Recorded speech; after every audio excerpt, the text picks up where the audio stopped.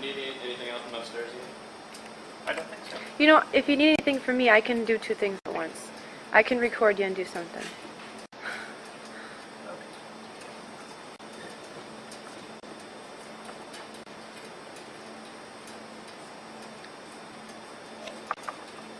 Where are you from?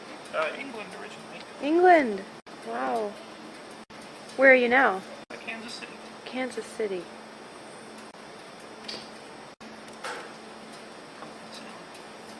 Seems to be the place. That's what I've been hearing. We started Electronic Music Midwest in May of 2000. Our first festival was called the Kansas City Electronic Music Festival, and it was held at Kansas City, Kansas Community College. There were really just three of us that organized it that first time. It was Dr. Connie Mayfield, who was the head of the department and also professor of theory there, and what is now our current technical director and co-director, Dr. Ian Corbett.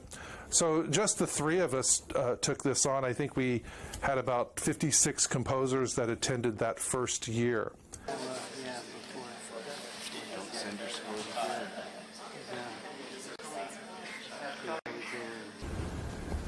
My name is Mike McFerron. I'm the founder and co-director of Electronic Music Midwest Festival. So, what do you do to take out?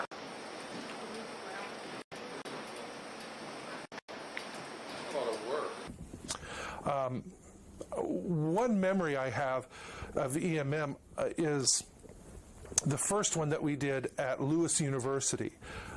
Lewis University is where I currently teach, and I began here in the fall of 2000. And I remember meeting with my department chair very early on in September, and one of the first questions he asked me was, "So you're going to do a festival here, right?" And I thought he meant like that year.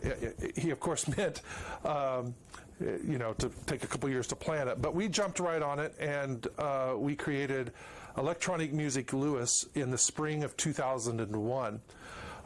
And I quickly was overwhelmed by the amount of work and organization that would go into it.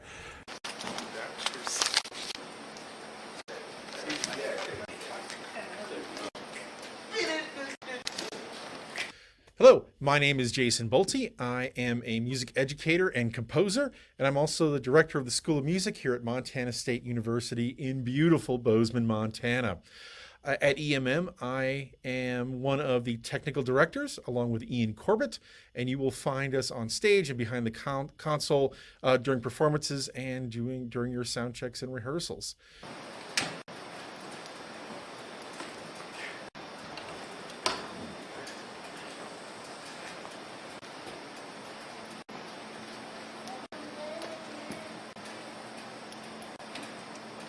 So I called my friends Connie and Ian, and I said, "Hey, you guys have any interest in doing this thing again with me, but this time at Lewis?"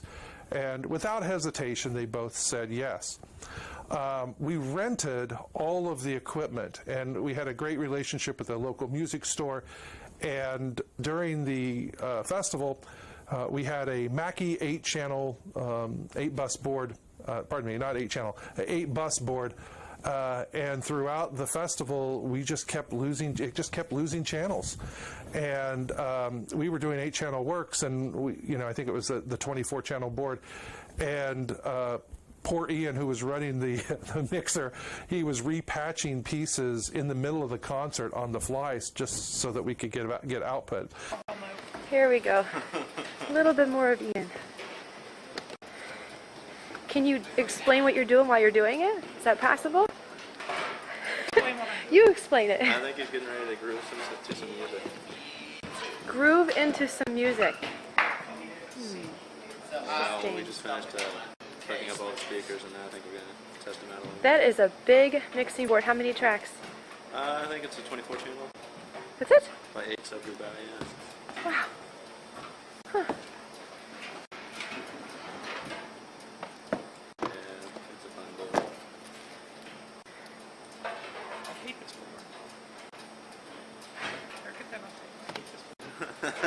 Sure. Make sure you share that to Mike.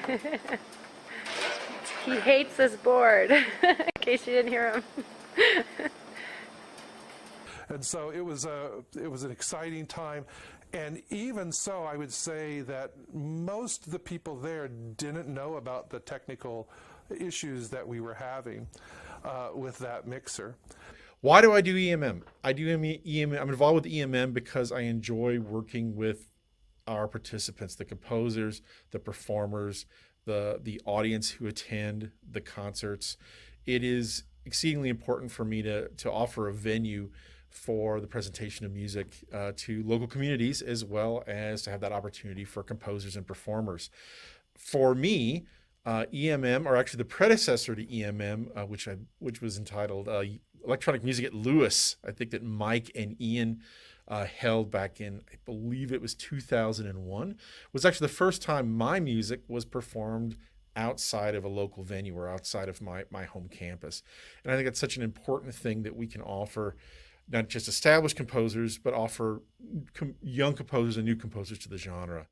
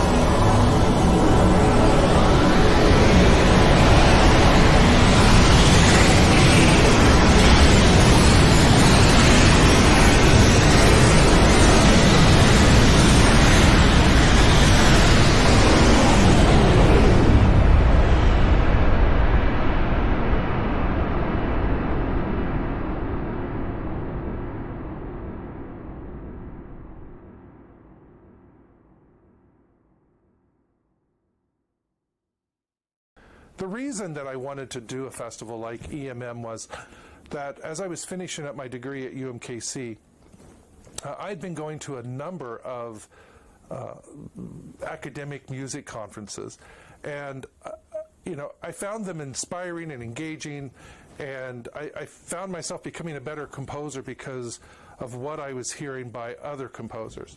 But more important, I also noticed that I was getting a great deal of information about the professional world of being a composer in academia, and also about being a composer, working with performers, working with technology between the concerts, after the concerts, during breaks, over lunch, and in the bars afterwards. Hi, my name is Tony Reimer, and I sit on the board for EMM. My role in the festival is a little fluid. I do all the programming, meaning I put the pieces in order on various concerts. During the festival, I usually end up sitting at the front table, which is great because I get to meet all the composers that are coming, which is great. Mike and I are co-conspirators on the New Music Engine website, which is where the pieces get submitted for the festival. I enjoy doing this festival very much. It's just a great way to meet a great bunch of people and to hear a great bunch of music. It's a way for me, my day job is teaching theater, and EMM serves as a way for me to actually stay in touch with electronic music. My very first experience and having my music played for a group outside of friends or family or classmates in school was at an EMM festival way back in 2007. In any case, I'm happy to have joined the board, 12, 13, 14, somewhere in there, I think, and happy to be a participant.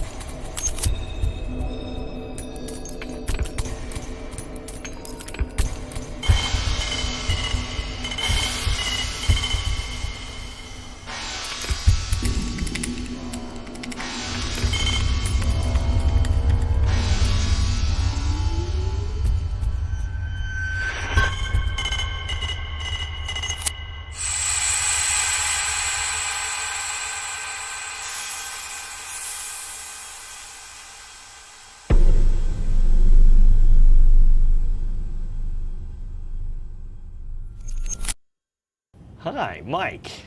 Hello. Thank you for being here. So yeah, we're all out in the open. We have been friends for a long time.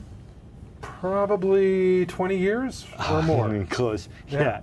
Yeah. I'm still. In fact, if I remember correctly, we met in a Minnesotan bar. Spark Festival. Yeah. And where we were, well, at least I was debating on whether we were going to be trapped, because I think it was about some snowfall. But fortunately, we got more time to drink together. We drank a lot of beer, and we were actually introduced, I think, through a mutual friend, David McIntyre. That's right. David was working with my festival, EMM, and he came to me and he said, listen, you guys have got to see what this Rob Voisey is doing with 60 by 60, 61-minute pieces. And I said, that's a guy I want to drink beer with. And we did. And we've been doing stuff ever since. Mm-hmm. We've been involved with Vox Novas for several years. I don't know how many 60 by 60s off of the top of my head we've done, but we've done everything from the 60 by 60 dance to the 60 by 60 video. There was even an EMM 60 by 60 mix. The best things about EMM are twofold. The first is their absolute dedication and efforts towards the production of music, making it sound the best that it can and making the concert go absolutely smoothly. The next thing that's just outstanding, the atmosphere that's created both in and outside the concert hall is just community building. So when we started EMM, one of our first thoughts was we wanted to make sure that we had concerts that were manageable. And so most of our concerts today are under an hour. And we do that by design because, again, we want to build space for people to have great conversation, to talk about those things that they've heard, and to hopefully maybe make plans for collaborations and things along those lines.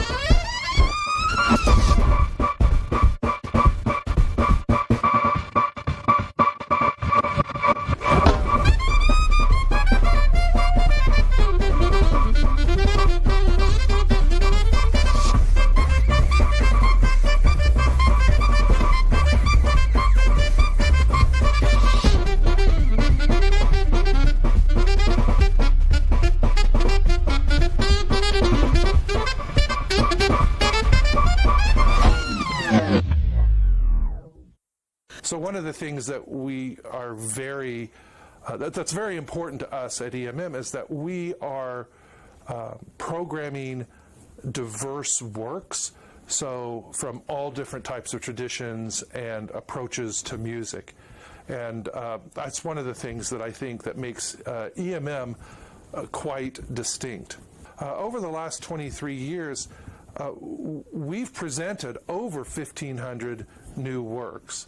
And those works really include composers who are what you might consider a who's who of concert electroacoustic music in the United States and, in fact, indeed around the world.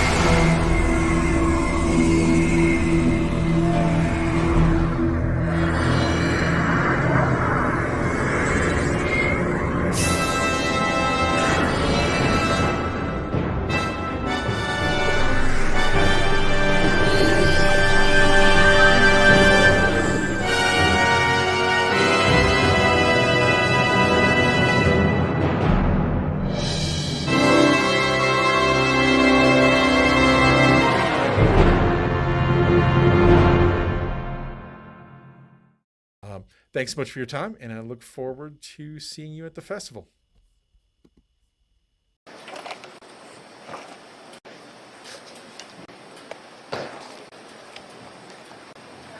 I'm making you nervous, Ian?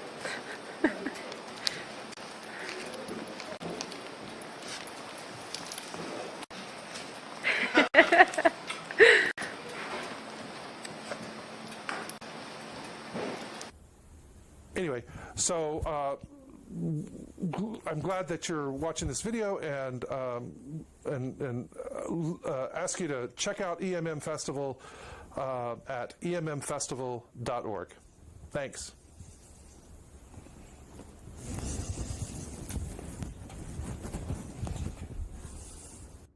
All right.